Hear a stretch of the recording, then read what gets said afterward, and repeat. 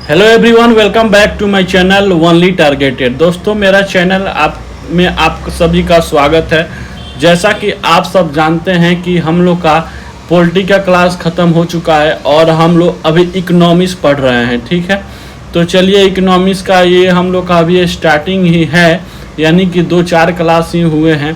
तो चलिए हम इकोनॉमिक्स को पूरा डिटेल में पढ़ते जा रहे हैं। तो ये आज हम लोग का क्लास जो है वो 4 है। ठीक है, बाकी 3 क्लास इकोनॉमिक्स का आप अगर नहीं देखे होंगे तो जाके मेरे चैनल पे विजिट करके देख लीजिएगा। और मैंने स्टार्टिंग से, जैसे कि सबसे पहले कि क्या पढ़ना है, उसके बाद क्या छोड़ना है और क्या क्या चीज़ को पढ़ना है, सारी चीज़ों को मैंने सिलेबस पहले बता रखा है। उसके बाद हम लोग पढ़ते जा रहे हैं। ठीक है, तो जैसे जैसे आप लोगों का टॉपिक कंप्लीट होता जाए वैसा वैसा क्या कीजिएगा, आप लोग उस पर राइट का निशान लगा दीजिएगा। तो चलिए हम लोग समय को बर्बाद ना करते हुए और अपने पढ़ाई को शुरू करते हैं। आज हम लोग का जो टॉपिक है वो है कि विकास की रणनीतियों के आधार पर अर्थव्यवस्था का वर्गीकरण, यानी कि विकास की रणनीतियों के आधार पर अर्थव्यवस्था को कितने भागों में वर्गीकरण किया गया है। यानी कि विकास की रणनीतियों के आधार पर अर्थव्यवस्था को कितने भागों में वर्गीकरण किया गया है, यानी कि बांटा गया है। इस चीज़ के बारे में हम देखेंगे। ठीक है, कि विकास की रणनीतियों के आधार पर अर्थव्यवस्था का वर्गीकरण। ठीक है, तो इसमें सबसे पहले हो जाएगा योजनागत अर्थव्यवस्था। ठीक है, योजनागत अर्थव्यवस्था यानी कि कौन सी अर्थव्यवस्था? योजनागत अर्थव्यवस्था। यानी कि इसके नाम से ये भाव हमको प्रतीत हो रहा है कि इसमें योजना के द्वारा कुछ ना कुछ बताया गया होगा, इसीलिए तो इसका नाम क्या रखा गया है कि योजनागत अर्थव्यवस्था। चलिए इसको हम लोग देखते हैं कि ऐसी अर्थव्यवस्था जिसमें सरकार के द्वारा, किसके द्वारा? सरकार के द्वारा आर्थिक विकास की योजनाओं का निर्माण किया जाए। ठीक है, यानी कि इसमें सरकार के द्वारा आर्थिक विकास की योजनाओं का क्या हो? निर्माण किया जाए। ठीक है, और आदेशात्मक रूप से उसका पालन करवाया जाए। ठीक है, यानी कि इसमें योजनागत अर्थव्यवस्था में कहता है कि सरकार के द्वारा आर्थिक विकास की योजनाओं का निर्माण कराया जाए और उसको क्या किया जाए? आदेशात्मक रूप से उसको पालन भी करवाया जाए। ठीक है, उसे योजनागत अर्थव्यवस्था कहते हैं। उसे कौन सा अर्थव्यवस्था कहते हैं? उसे योजनागत अर्थव्यवस्था कहते हैं। यानी कि सरकार के द्वारा योजना को बनाया जाए और आदेशात्मक रूप से उसका पालन करवाया जाए। ठीक, इसे ही कमांड अर्थव्यवस्था भी कहा जाता है। इसे ही कमांड अर्थव्यवस्था भी कहा जाता है। यानी कि आदेश देगा तो मान लीजिए एक प्रकार का वो कमांडे न कर रहा है, तो इसे कमांड अर्थव्यवस्था भी कहा जाता है। यह सामान्य समाजवादी अर्थव्यवस्था का लक्षण होता है। इसे केंद्रीकृत अर्थव्यवस्था भी कहा जाता है। इसमें क्या होता है? समाजवादी अर्थव्यवस्था का लक्षण होता है। किसका लक्षण होता है? कि समाजवादी अर्थव्यवस्था का लक्षण होता है और इसे केंद्रीकृत अर्थव्यवस्था भी कहा जाता है। कौन सा अर्थव्यवस्था? केंद्रीकृत अर्थव्यवस्था भी कहा जाता है। तो ये चीज समझ में आया आपको, योजनागत अर्थव्यवस्था।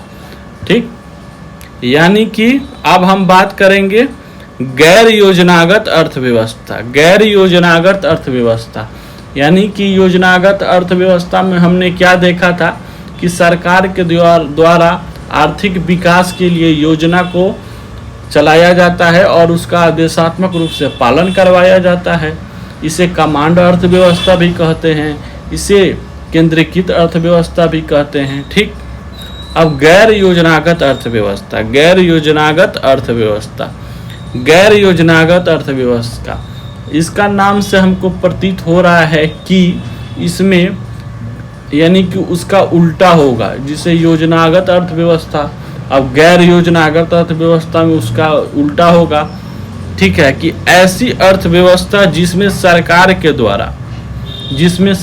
के द्वारा विकास की रणनीतियों को आदेशात्मक रूप से निर्मित नहीं किया जाता है और ना ही थोपा जाता है, ठीक है, ना ही निर्मित किया जाता है और ना ही थोपा जाता है, ठीक है।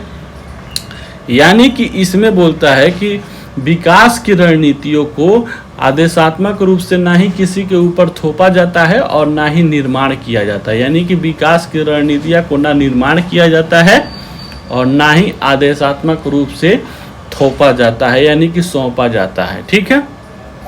उसे गैर योजनागत अर्थव्यवस्था कहा जाता है। उसे क्या कहा जाता है? गैर योजनागत अर्थव्यवस्था कहा जाता है। यह सामान्यतः पूंजीवादी अर्थव्यवस्था होती है। यह सामान्यतः कौन सी अर्थव्यवस्था होती है? पूंजीवादी अर्थव्यवस्था। और योजनागत अर्थव्यवस्था कौन सी होती है? समाजवादी अर्थव्यवस्था। और ये गैर योजनागत कौन सी होती है? ये होती है पूंजीवादी अर्थव्यवस्था। इन्हें विकेंद्रीकृत अर्थव्यवस्था भी कहा जाता है। विकेंद्रीकृत अर्थव्यवस्था भी कहा जाता है। और योजनागत अर्थव्यवस्था को केंद्रीकृत अर्थव्यवस्था और इन्हें गैर योजनागत को विकेंद्रीकृत अर्थव्यवस्था भी कहा जाता है। अब हम बात करते हैं ICOR। ICOR डिटेल में अगला वीडियो में पढ़ेंगे। अब ICOR का मतलब आप थोड़ा सा जान लीजिए कि पूंजी निर्गत अनुपात, इसका मतलब होता है कि पूंजी निर्गत अनुपात। ICOR कम होगा तो बेहतर होगा, यानी कि जिस देश में ICOR कम होता है उस देश का अधिक से अधिक विकास होता है, ठीक है। यानी कि इसका मतलब है कि 4/1 की बजाय 2/1 सही है, यानी कि 4/1 की बजाय 2/1 सही है। ये बात मैं इसलिए बोल रहा हूँ कि 4 रुपये लगाकर 1 रुपया क्या कमाना या 2 रुपया लगाकर 1 रुपया कमाना, कौन सा सबसे ज़्यादा बेटर है? मीन कौन सा सबसे ज़्यादा अच्छा है?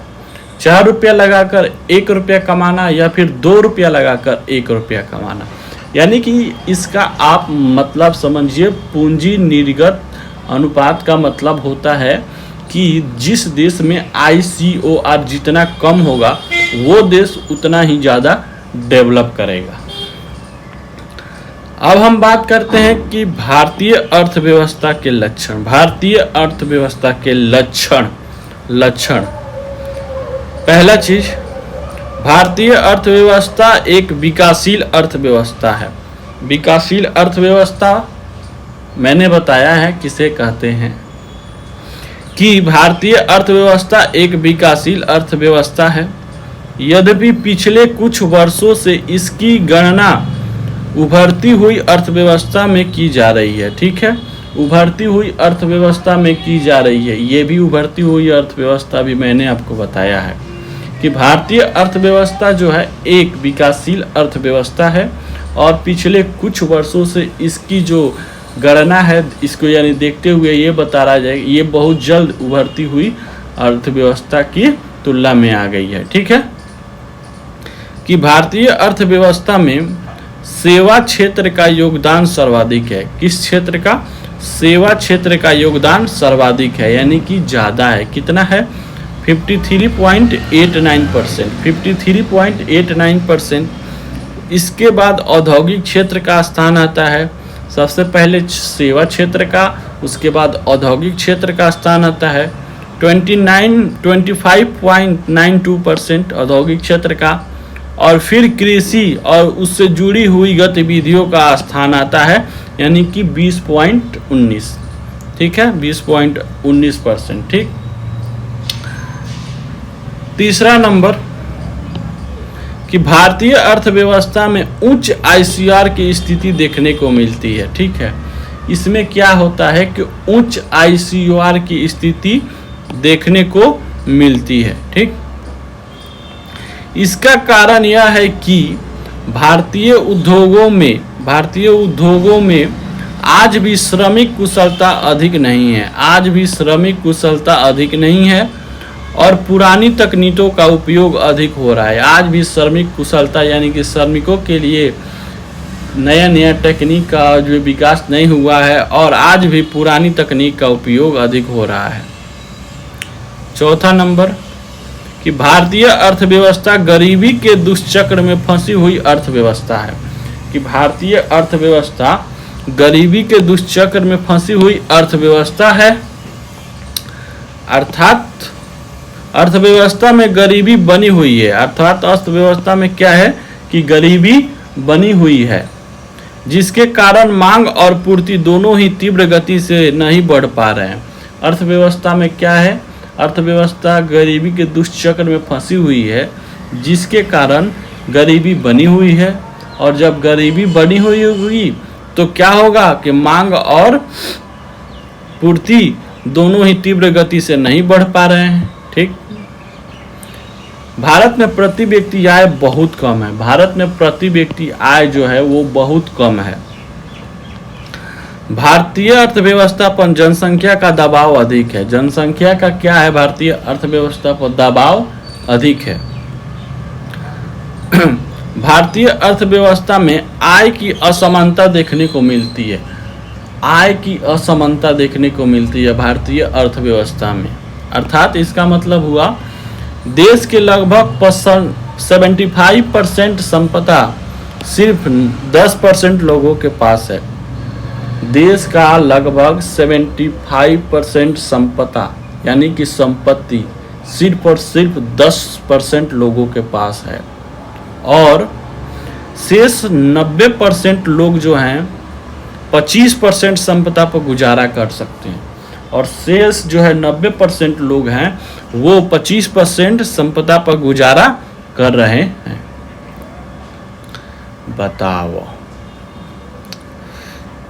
भारतीय अर्थव्यवस्था एक मिश्रित अर्थव्यवस्था है। भारतीय अर्थव्यवस्था एक मिश्रित अर्थव्यवस्था है। प्रारंभ में समाजवादी लक्षणों की प्रभुता थी, यानी कि शुरुआत में समाजवादी लक्षणों की प्रभुता थी, किंतु धीरे धीरे अर्थव्यवस्था में समाजवादी लक्षण घटते जा रहे हैं। भारतीय अर्थव्यवस्था एक मिश्रित अर्थव्यवस्था है। शुरुआत में क्या हुआ था, इसमें समाजवादी लक्षणों की प्रभुता थी यानी कि ज़्यादा थी, लेकिन अभी समाजवादी लक्षण क्या है वो घटते जा रहे हैं। भारतीय अर्थव्यवस्था आकार में 5वीं सबसे बड़ी अर्थव्यवस्था है। भारतीय अर्थव्यवस्था आकार में 5वीं सबसे बड़ी अर्थव्यवस्था है। पहला संयुक्त राज्य अमेरिका, दूसरा चाइना, तीसरा जापान, चौथा जर्मनी। यह माना जा रहा है कि सन 2029 यानी 2029 तक क्या होने वाला है, भूकंप आने वाला है क्या। सन 2029 तक भारतीय अर्थव्यवस्था विश्व की तीसरी सबसे बड़ी अर्थव्यवस्था हो जाएगी। भारतीय अर्थव्यवस्था सन 2029 तक विश्व की तीसरी सबसे बड़ी अर्थव्यवस्था हो जाएगी। और तीसरी पर अभी कौन है, ऊपर मैंने बताया। तीसरी पर बताइए। पहला नंबर संयुक्त राज्य अमेरिका, दूसरा नंबर क्या है, दूसरा नंबर है आपको क्या, चाइना, तीसरा नंबर जापान, चौथा नंबर जर्मनी, यानी कि ये आ जाएगी जापान के पास। भारत जापान के पास आ जाएगी। ठीक, तो यही तो था। इसमें उच्च बेरोजगारी दर देखने को मिलती है, उच्च बेरोजगारी दर देखने को मिलती है। ठीक है, तो ये था क्या, आज हम लोग क्या सीखे कि योजनागत अर्थव्यवस्था।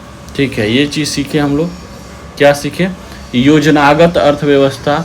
दूसरा चीज़ सीखे गैर योजनागत अर्थव्यवस्था, और तीसरा चीज़ सीखे कि भारतीय अर्थव्यवस्था के लक्षण। 3 चीज़ सीखे।